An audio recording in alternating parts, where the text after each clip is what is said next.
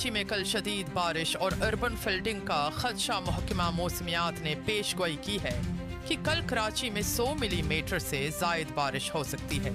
60 से 70 किलोमीटर फी घंटा की हवाएं चलेंगी। अर्बन फ्लडिंग और नशीबी इलाकों में पानी जमा होने का खतरा है।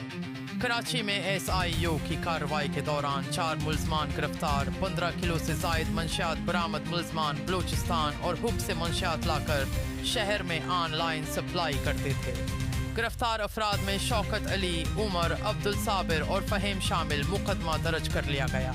पाकिस्तान को यूनिसेफ के जरिए HPV वैक्सीन की खेप मौसूल। सर्वाइकल कैंसर वैक्सीनेशन मुहिम 15 था। 27 सितंबर पंजाब, सनद, इस्लामाबाद और आज़ाद कश्मीर में होगी। 9 से 14 साल बच्चियों को सरकारी और निजी स्कूलों और कम्युनिटी मराकज़ में वैक्सीन लगाई जाएगी। पाकिस्तान ने शंघाई में इंटर टेक्सटाइल, एपेरल, फैब्रिक्स और यार्न एक्सपो 2025 में भरपूर शिरकत की। बैनुल-अक़वामी खरीदारों और सनातकारों ने पाकिस्तानी मसनूआत में गहरी दिलचस्पी जाहिर की। ये नुमाइश पाकिस्तान की आलमी टेक्सटाइल मार्केट में मजबूत मौजूदगी और मयार का सबूत बनी।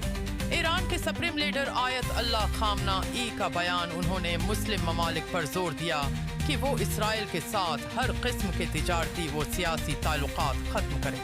उनका कहना था कि सैहूनी फौज अमेरिका की हमायत से गुज़ा में तबाहकुन जराइम कर रही है। उन्होंने ईरान की हुकूमत को अवाम की मईशत बेहतर बनाने और कौमी इत्तेहाद को मजबूत करने की हिदायत भी दी। अमेरिकी सदर डोनाल्ड ट्रम्प का ऐलान। यूक्रेन तनाज़ा पर रूस के खिलाफ पाबंदियों के दूसरे मरहले का ऐलान कर दिया। उन्होंने कहा कि यूरोपीय इत्तेहादी रूस से तेल की तिजारत रोकें और भारत पर रूसी तेल खरीदने पर भारी टैरिफ आयद किया है। ट्रम्प ने हमास को इजरायली मगवियों की रहाई के लिए आखिरी वार्निंग भी दे दी।